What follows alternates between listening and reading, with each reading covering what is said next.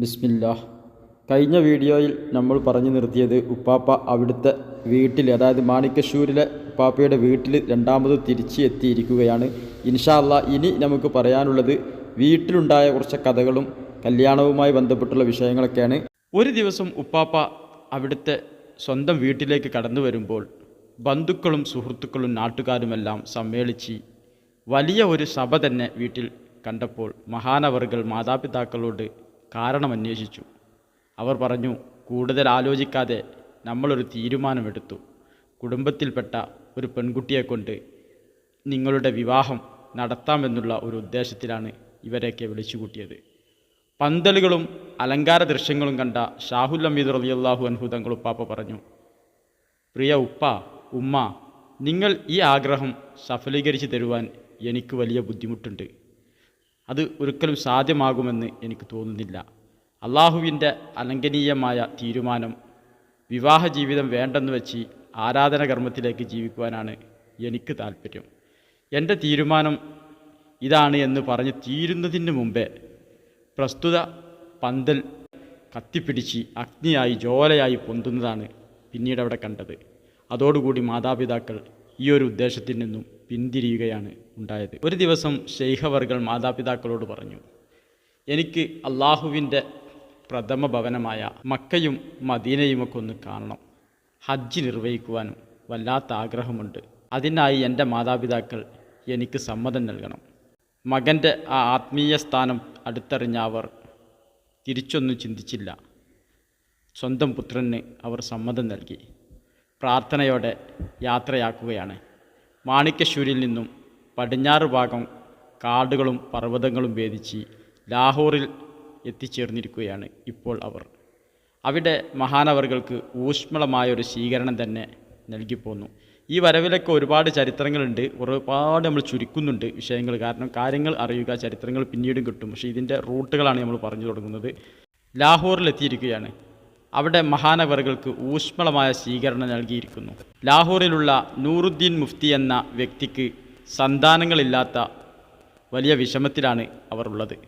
ഒരുപാട് മരുന്നുകളും മറ്റു ചികിത്സാ രീതികളും പ്രയോഗിച്ചെങ്കിലും അവർക്ക് യാതൊരു ഫലവും ഉണ്ടായിട്ടില്ല. അബൂബക്കർ സിദ്ദീഖ് റളിയല്ലാഹു അൻഹു തങ്ങൾ പാപ്പയുടെ സന്താന പരമ്പരയിൽപ്പെട്ട അദ്ദേഹത്തിൻ്റെ ഭാര്യയും വളരെ വിഷമത്തിൽ തന്നെയായിരുന്നു. അങ്ങനെ അവർ അവിടുത്തെ വിഷമം ഷാഹുൽ ഹമീദ് തങ്ങൾ പാപ്പയെ ബോധിപ്പിച്ചപ്പോൾ മഹാനവറുകൾ 2 റക്അത്ത് സുന്നത്ത് നിസ്കരിച്ച ശേഷം ഒരു വെറ്റില ചവച്ചരിച്ചതിന് ശേഷം നൂറുദ്ദീൻ മുഫ്തി തങ്ങൾ പാപ്പയുടെ ഭാര്യയ്ക്ക് നൽകുകയാണ്. അത് കഴിക്കുവാൻ പറയുകയും ശേഷം ഇപ്രകാരം തങ്ങളുപ്പാപ്പ നിർദ്ദേശം നൽകുകയും ചെയ്തു. നൂറുദ്ദീൻ, നിങ്ങളുടെ ഭാര്യയ്ക്ക് ആദ്യം ഒരു ആൺകുഞ്ഞ് ജനിക്കും. അത് എനിക്കുള്ളതാണ്. ശേഷം 4 ആൺ സന്താനങ്ങളും 2 പെൺസന്താനങ്ങളും നിങ്ങളുടെ ഭാര്യ പ്രസവിക്കും.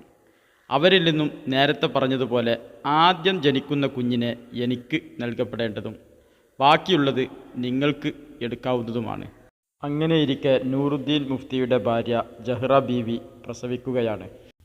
അവരുടെ സ്വന്തമാണെങ്കിലും മഹാനവറുകളുടെ അനുഗ്രഹീത കരങ്ങളാലാണ് ഇതിന് കാരണമായതെന്ന് എല്ലാവർക്കും അറിയുന്ന വലിയൊരു നഗ്നമായ സത്യം തന്നെയാണ്. സന്താന സൗഭാഗ്യത്തിനു നന്ദിയായി അവർ ആദ്യം ജനിച്ച സന്താനത്തെ ഷെയ്ഖ് ഷാഹുൽ ഹമീദ് തങ്ങൾ പാപ്പാക്ക് നൽകുകയാണ്. അങ്ങനെയാണല്ലോ അവർ മുൻകൂട്ടി കരാറ് ചെയ്തിരിക്കുന്നത്. ഏതായാലും ആ നൽകിയതിൻ്റെ പിന്നിലൊക്കെ വലിയ കഥ ഉണ്ട്. ആ കുട്ടി വളർന്നതും തങ്ങളുപ്പാപ്പ അവിടുന്ന് യാത്രയായി കുറേ കഴിഞ്ഞതിന് ശേഷം ഇവർക്ക് കുഞ്ഞ് ജനിച്ച് ഈ കുഞ്ഞിനെ അവർ കൊടുക്കാതെ നിർത്തിയതും കുട്ടിക്ക് ആത്മീയ ലോകത്തേക്കുള്ള വളർച്ച കുട്ടിയിൽ നിന്നും പലതും പ്രകടമായപ്പോൾ വീട്ടുകാർക്ക് തന്നെ കുറേ പ്രശ്നങ്ങളുണ്ടായി. അപ്പോഴാണ് തങ്ങളുപ്പാപ്പ ഈ പറഞ്ഞ വാക്ക് ചിന്തിച്ച് കുട്ടി അവിടെ നിന്നും സ്വമേധയെ പോവുകയാണ് ഉണ്ടായത്. ഏതായാലും ആ കുട്ടിക്ക് ജനിച്ച ഉടനെ സയ്യിദ് മുഹമ്മദ് യൂസുഫ് എന്ന് തന്നെ പേര് നൽകുകയും ചെയ്തു. ഇതോടുകൂടി ആ നാട്ടിൽ മഹാനവറുകളുടെ ഈ വെറ്റിലയിൽ നിന്നുമാണ് ഇത്ര വലിയ കറാമത്തുകൾ ഉണ്ടായത് എന്ന് കേട്ട നാട്ടുകാരെല്ലാം ഇതറിഞ്ഞു. ഒരുപാട് ആളുകൾ ഇസ്ലാമിലേക്ക് വരികയും അവിടെ നിന്നും മഹാനവറുകൾ ഹജ്ജ് യാത്രയിലാണെന്ന് നേരത്തെ നമ്മൾ പറഞ്ഞല്ലോ, ആ യാത്ര അവിടെ നടന്നുകൊണ്ടേയിരിക്കുന്നു. ഹജ്ജ് യാത്രയ്ക്കിടെ ഒരു ദിവസം ഷാഹുൽ ഹമീദ് തങ്ങളുപ്പാപ്പ ശിഷ്യന്മാരോടായി ഇങ്ങനെ പറഞ്ഞു, വൈമധ്യ എത്തിയിരിക്കുന്നു. ആ സമയത്താണ് ഷാഹുൽ ഹമീദ് തങ്ങളുപ്പാപ്പ വയ്യിൽ നിന്നുകൊണ്ട് അവരോട് പറയുകയാണ്, ഇന്ന് എൻ്റെ പിതാവ് അള്ളാഹുവിൻ്റെ സവിധത്തിലേക്ക് നീങ്ങുകയാണ്. ഇത് കേട്ടപ്പോൾ ശിഷ്യന്മാരെല്ലാം ഭയന്നുപോയി. എന്താണ് ഈ പറയുന്നത്? ഹിജ്റ വർഷം 949 ജമാദുൽ അവൽ 5 സയ്യിദ് ഹസൻ ഖുദ്സി റളിയല്ലാഹു അൻഹു തങ്ങളുപ്പാപ്പ വഫാത്താകുകയാണ്. സ്വന്തം ഉപ്പയുടെ വഫാത്താകുന്ന വിവരമാണ് നേരത്തെ പറഞ്ഞത്, എൻ്റെ ഉപ്പ അള്ളാഹുവിൻ്റെ ഹളറത്തിലേക്ക് യാത്രയാകുന്നു എന്ന്. ഏതായാലും അന്ന് നാഗൂരത്തെ പാപ്പ വീട്ടിലില്ല, കാരണം യാത്രയിലാണ്. നമ്മൾ ഇന്നത്തെ കാലത്തെ പോലെയല്ലല്ലോ, യാത്ര അറിഞ്ഞിച്ചാൽ അവർ പോകുന്നത് ഇന്ത്യയിൽ നിന്നും നേരെ മക്കത്തേക്കാണ് പോകുന്നത്. വലിയ യാത്ര. ലാഹോറിലുള്ള സമയത്തുള്ള ചരിത്രമാണ് നമ്മൾ നേരത്തെ പറഞ്ഞത്. ലാഹോർ പറഞ്ഞാൽ ഇന്ന് പാകിസ്ഥാനിൽ ഉൾപ്പെട്ട സ്ഥലമാണ് ലാഹോർ. ഏതായാലും പാകിസ്ഥാൻ വഴിയാണ് അവർ പോകുന്നത്. അതൊക്കെ നേരത്തെ ഇന്ത്യയുടെ ഭാഗം തന്നെയായിരുന്നു. പിതാവിൻ്റെ നിര്യാണാനന്തരം 5 ദിവസം മാത്രമാണ് പ്രിയ മാതാവ് സയ്യിദത്ത് ഫാത്തിമ റളിയല്ലാഹു അൻഹായും ജീവിച്ചിരിക്കുന്നത്. അവരും 5ാമത്തെ ദിവസം വഫാത്താകുകയാണ്. ഇന്നാ ലില്ലാഹി വ ഇന്നാ ഇലൈഹി റാജിഊൻ. ഏതായാലും 2 പേരും വഫാത്താകുന്ന സമയത്ത് ഉപ്പാപ്പ വഴിയിൽ നിന്നും പറഞ്ഞു എന്ന് എൻ്റെ ഉമ്മ യാത്രയാകുകയാണ് എന്നല്ലാതെ ഇങ്ങോട്ട് തിരിച്ചു വരാനുള്ള ഒരു സാഹചര്യത്തിലല്ലായിരുന്നു. കാരണം ഒരു യാത്രക്ക് ഒരുങ്ങുമ്പം ഹജ്ജിനുള്ള യാത്രയാണല്ലോ, എല്ലാം സെറ്റാക്കിയിട്ട് തന്നെയാണ് അവർ പോയത്. അൽഹംദുലില്ലാഹ് അവർ ആദ്യം പോയി തിരിച്ച് ഉമ്മാൻ്റെ അടുത്ത് എത്തി, വീണ്ടും തിരിച്ച് മക്കത്തേക്കുള്ള യാത്രയിലാണ്. ഹജ്ജ് യാത്രയിൽ ജിദ്ദയിലെത്തിയ ഉടനെ ഷാഹുൽ ഹമീദ് തങ്ങളുപ്പാപ്പ ആദിമ പിതാവ് ആദം നബി അലൈഹി സ്വലാത്തു വസ്സലാമിൻ്റെ ഭാര്യ, അതായത് ഹവ്വ ഉമ്മ, നേരെ പറഞ്ഞാൽ നമ്മുടെയൊക്കെ വല്യുമ്മ, അവിടുത്തെ മക്ബറ സിയാറത്ത് ചെയ്തതിന് ശേഷം പിന്നീട് മക്ക നഗരം ലക്ഷ്യമാക്കി യാത്ര തുടങ്ങുകയാണ്. ഹജ്ജും ഉംറയും നിർവഹിച്ച ശേഷം മക്കയിലും മദീനയിലുമെല്ലാം ഒരുപാട് മഹാന്മാരെ സിയാറത്ത് ചെയ്യുകയും അവരുടെയൊക്കെ ഖബർ ഷെരീഫുകളിലെല്ലാം ചെന്ന് ഓരോ ദിവസം താമസിക്കുകയും ചില സ്ഥലങ്ങളിൽ ധാരാളം ദിവസം താമസിക്കുകയും മദീനയിലെ പുണ്യ റൗള ഷെരീഫിന് വേണ്ടുവോളം സിയാറത്ത് ചെയ്ത് വികാര നിർഭരമായ മുഖത്തോടെ നബി സല്ലല്ലാഹു അലൈഹി വസല്ലമ തങ്ങളുടെ തിരുമുമ്പിൽ നിന്നും തിരിച്ചു പോരുന്ന രംഗം ആരെയും കരള് അലിയിപ്പിക്കുന്ന രംഗം തന്നെയായിരുന്നു. ഇതായിരുന്നു അവരുടെയൊക്കെ ഇഷ്കിൻ്റെ ലോകം. നീണ്ട 6 വർഷം മക്കയുടെ പരിസരങ്ങളിലായി ഉപ്പാപ്പ താമസമുറപ്പിച്ചു. 6 വർഷത്തിന് ശേഷം തിരിച്ചു പോരുകയല്ല ഉണ്ടായത്. അറേബ്യൻ നാടുകളുടെ മറ്റ് സ്ഥലങ്ങളിലും കറങ്ങി മൊത്തം 9 വർഷം ഷാഹുൽ ഹമീദ് തങ്ങൾ ഉപ്പാപ്പ അവിടെ താമസമാക്കുകയാണ്, അറേബ്യൻ മണ്ണിൽ താമസമാക്കുകയാണ്. അങ്ങനെ അവിടെ നിന്നും ജിദ്ദ തുറമുഖത്തെത്തി അവിടെ നിന്നും കപ്പൽ കയറുകയാണ്. കപ്പൽ നേരെ വരുന്നത് ഇന്ത്യയിലെ കേരളത്തിലേക്കാണ്. അന്ന് കേരളം രൂപീകരിച്ചിട്ടില്ല എങ്കിലും പൊന്നാനി അന്നും അറിയപ്പെട്ട സ്ഥലം തന്നെയാണ്. പൊന്നാനി മഖ്ദൂം തങ്ങളുപ്പാപ്പയുടെ അടുത്തേക്കാണ് നേരെ അവർ ജിദ്ദയിൽ നിന്നും വന്നത്. അന്നത്തെ കച്ചവട സംഘത്തിൻ്റെ കൂടെ കപ്പലിൽ വന്ന് ജിദ്ദയിൽ നിന്നും നേരെ വന്ന് കണ്ണൂരിലാണ് അവർ കപ്പലിറങ്ങിയത്.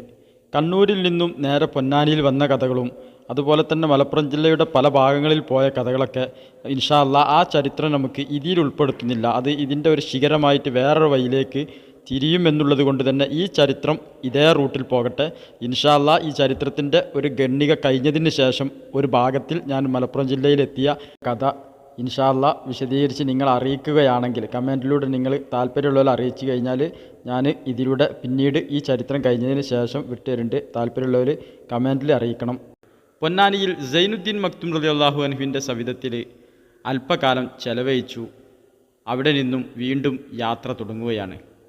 അങ്ങനെ ആ യാത്രയിലാണ് നേരെ നമ്മളെ നിലാമുറ്റം ആ പ്രദേശത്തും കണ്ണൂർ ഭാഗങ്ങളിലൂടെയൊക്കെ ഉപ്പാപ്പ സഞ്ചരിച്ചത് ഈ സമയങ്ങളിലാണ്.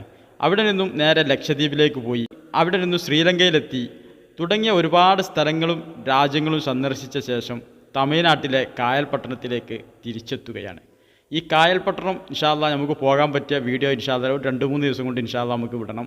അതായത് കായൽപട്ടണത്തൊക്കെ നിങ്ങൾക്ക് സിമ്പിളായിട്ട് പോകാം. ഒരുപാട് മഹാന്മാർ മൺമറിഞ്ഞെടുക്കുന്ന തൈക്കാപ്പാപ്പ പോലത്തെ ഒരുപാട് വലിയ മഹാന്മാരൊക്കെ ഉള്ള ഏരിയയാണ് ഈ കായൽപട്ടണം. കായൽപട്ടണത്താണ് ശരിക്കും ഇന്ത്യയിൽ ആദ്യത്തെ മസ്ജിദ് വന്നത്. അത് അറിയപ്പെട്ടിട്ടില്ല എന്നേ ഉള്ളൂ. ഏർവാടി ഇപ്പാപ്പ ആദ്യം വന്നത് കായൽപട്ടണത്താണ്. അങ്ങനെ ഒരുപാട് ഇന്നും കായൽപട്ടണത്തെ ഒരു പോലീസ് സ്റ്റേഷൻ പോലും ഇല്ലാത്തൊരു പ്രത്യേക സ്ഥലമാണ്. അത് അവിടുത്തെ ജനങ്ങളെ ഒരു തെർബിയത്ത്, അതായത് അവിടുത്തെ ഒരു ഇഷ്ക്, അവരെ നമ്മൾ കണ്ടു കഴിഞ്ഞാൽ അവരോട് നമുക്ക് തന്നെ ഒരു ഇഷ്ക് തോന്നിപ്പോവും. അത്രയും നല്ല മനുഷ്യന്മാരുള്ള സ്ഥലമാണ് കായൽപട്ടണം. ഇൻഷാ അല്ലാഹ് അതിൻ്റെ വീഡിയോ നമുക്ക് ചെയ്യണം. മറ്റ് വീഡിയോകളൊക്കെ നമ്മൾ ഒരുപാട് ചെയ്തിട്ടുണ്ട്, നമ്മുടെ ചാനലിൽ നോക്കുക. ഇപ്പം കായൽപട്ടണത്താണ് എത്തിയത്. കായൽപട്ടണത്തിൽ നിന്ന് തഞ്ചാവൂരിലേക്കും അവിടെ നിന്ന് നാഗൂരിലേക്കൊക്കെ വന്ന ചരിത്രം ഇൻഷാ അല്ലാഹ് അടുത്ത ഭാഗത്തിൽ നമുക്ക് പറയണം. നല്ല വിശദമായ ചരിത്രമാണ്, എല്ലാം നമ്മൾ പഠിച്ചു വെക്കണം. നിങ്ങൾക്ക് മുഷിപ്പ് വരും എന്നുള്ളത് കൊണ്ട് മാത്രമാണ് ഞാൻ ഇവിടെ വെച്ച് കട്ടാക്കുന്നത്. വലിയ വലിയ ഭാഗങ്ങളാകുമ്പോൾ ഒരുപാട് സമയമെടുക്കും. ഇൻഷാ അല്ലാഹ് നമ്മളെ ചാനൽ സബ്സ്ക്രൈബ് ചെയ്യാത്തവർ സബ്സ്ക്രൈബ് ചെയ്ത് അതുപോലെ തന്നെ നിങ്ങളെ വിലപ്പെട്ട അഭിപ്രായങ്ങൾ അറിയിക്കുക. ഇൻഷാ അല്ലാഹ് ഇത് കേട്ടതും പറഞ്ഞതും എല്ലാം നമ്മളിൽ നിന്നൊരു സ്വാലിഹായ അമലായി അള്ളാഹു സുബ്ഹാനഹു തആല സ്വീകരിക്കുമാറാവട്ടെ. എല്ലാവരും തമ്മിൽ പ്രാർത്ഥിക്കുക. എല്ലാവരുടെ ദുആയിലും എന്നെയും എൻ്റെ കുടുംബത്തെയും ഉൾപ്പെടുത്തണമെന്ന് പറഞ്ഞുകൊണ്ട് ഇൻഷാ അല്ലാഹ് തൽക്കാലം വിട പറയുന്നു. അടുത്ത വീഡിയോയിൽ കാണാം. അസ്സലാമു അലൈക്കും.